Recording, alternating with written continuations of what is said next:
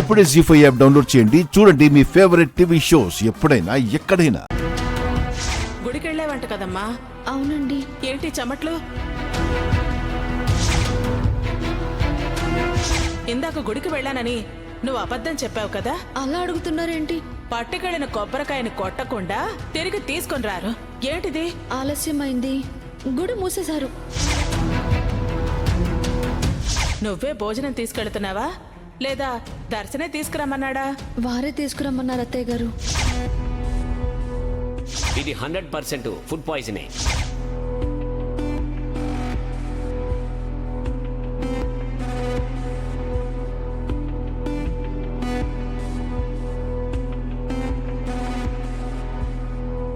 ఏమండి, డాక్టర్ గారి మాటల్ని మీరు సరిగా అర్థం చేసుకున్నారా? అర్థం చేసుకున్నా సమస్య అంతు చిక్కటం లేదు లీలా. ఇంటి ఫుడ్ తింటే ఫుడ్ పాయిజనింగ్ ఎలా అవుతుంది? డాక్టర్ గారు చెప్పిన దాంట్లో మరో ముఖ్యమైన పాయింట్ ఏంటంటే ఇంట్లో తిన్న ఫుడ్లోనే ఏదైనా కలిపి ఉండాలి. మేమంతా కూడా సేమ్ ఫుడ్ తిన్నాం కదా డాక్టర్ గారు, మేమంతా బాగానే ఉన్నాం కదా. తను తిన్న ఫుడ్లో ఏదైనా కలిసి ఉండొచ్చు. అంటే దర్శన్ తిన్న భోజనంలోనే ఎవరైనా ఏదైనా కలిపి ఉంటారంటావా?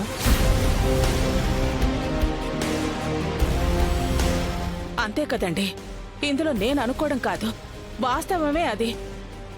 లేదంటే ఉదయం నుంచి అంతా బాగానే ఉన్న దర్శన్కి అప్పటికప్పుడు అలా ఎలా అయిపోతాడు? కానీ ఎవరలా చేస్తారు లీలా? శరణ్య.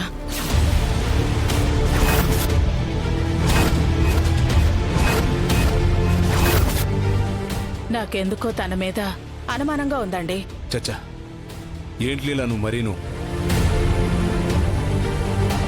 ఆ అమ్మాయి దర్శన్కి ఎందుకలా ప్రమాదం తలపెడుతుంది? తను దర్శన్కి భార్య, శత్రువు కాదు కదా. నాకు శరణ్య శత్రువేం కాదండి. తన గురించి తప్పుగా చెప్పడానికి పరిస్థితులు తన మీద నాకు అనుమానం కలిగేలా చేస్తున్నాయి. శరణ్య ఉదయం గుడికని చెప్పి ఒక్కతే వెళ్ళింది. చాలా సేపటి తర్వాత మళ్ళీ ఇంటికి తిరిగి వచ్చింది. కానీ గుడికి వెళ్లిన శరణ్య కొబ్బరికాయ కొట్టకుండానే ఇంటికి తిరిగి వచ్చేసింది.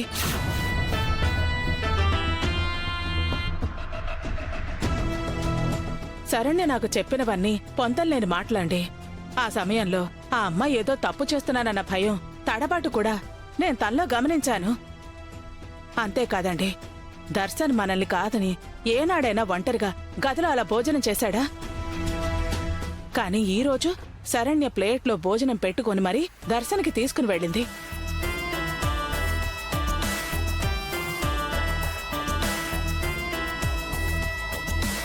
లీలా, నువ్వు చెప్తుంటే నాకు తన మీద అనుమానం కలుగుతుంది. ఇందాక నేను టాబ్లెట్స్ కోసం పైకి వెళ్ళినప్పుడు భోజనం ప్లేట్తో శరణ్య హాల్లో చాలాసేపు ఉంది. భోజనం ప్లేట్ కూడా పక్కన పెట్టేసింది. నేను తన్ని ఎందుకు ఏంటి అని పలకరించాను. ఎందుకో కంగారు పడుతూ ప్లేట్ తీసుకొని దర్శన్ రూమ్లోకి వెళ్ళింది.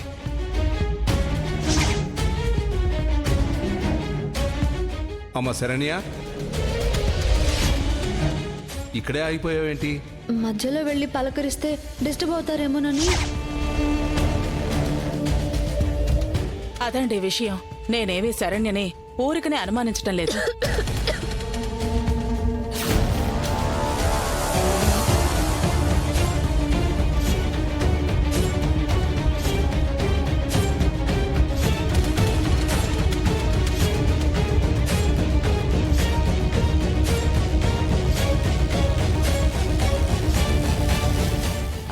అమ్మా అనన్య, అంటే అది మా చెల్లిని మీరు అనుమానిస్తున్నారా అత్తయ్య గారు?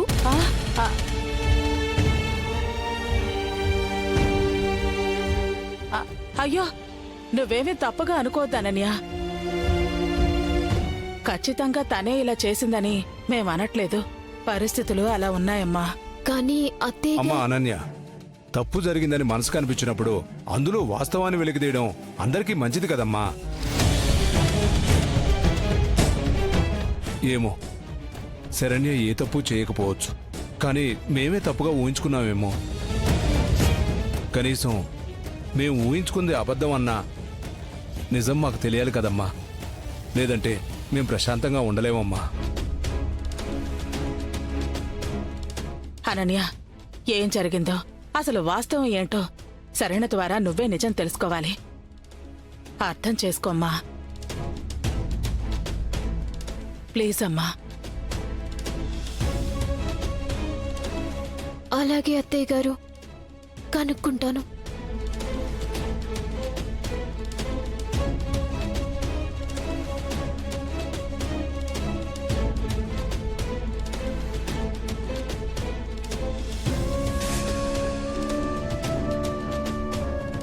శరణ్య తప్పు చేసింది అన్న అబద్ధాన్ని ఎలాగైనా నిజం చేయకపోతే నేను చేసిన ఇంతటి ప్లాన్కి అర్థమేముందత్తయ్య గారు? ఇష్టపడి ఏరి కోరి ఎంచుకున్న కోడలు కదా శరణ్య. కనుక్కుంటాను.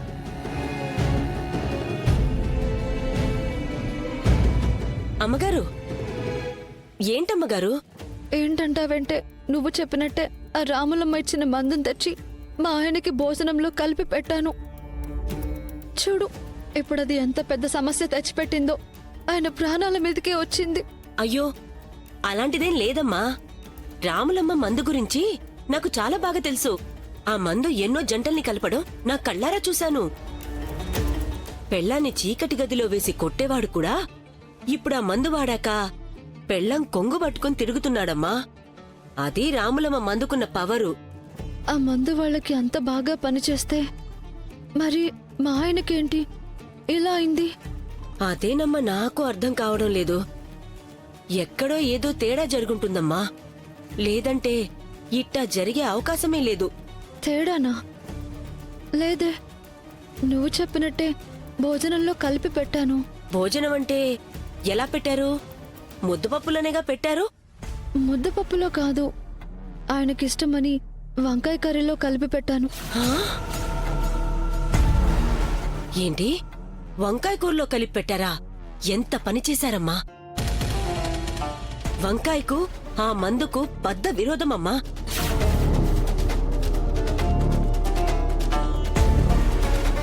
మామూలుగానే వంకాయ చాలా మందికి వాతమని ఎవరు వాడరు కదమ్మా. అట్టాంటిది పోయి మందును అందులో కలిపేశారా? ఇప్పుడది తిరగబెట్టింది. ఈ వాతము విరోధము అంటూ ఇవన్నీ ఉంటాయని ముందే నాకు ఎందుకు చెప్పలేదు?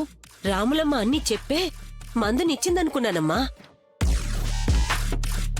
నాకేం తెలుసమ్మా, ఇట్టా అయిందని సరిగ్గా తెలుసుకోలేకపోవడం అది మీరు చేసిన పొరపాటు కదమ్మా. అయ్యో, ఎంత పని అయిపోయింది. ఇప్పుడు ఏం చేయాలి?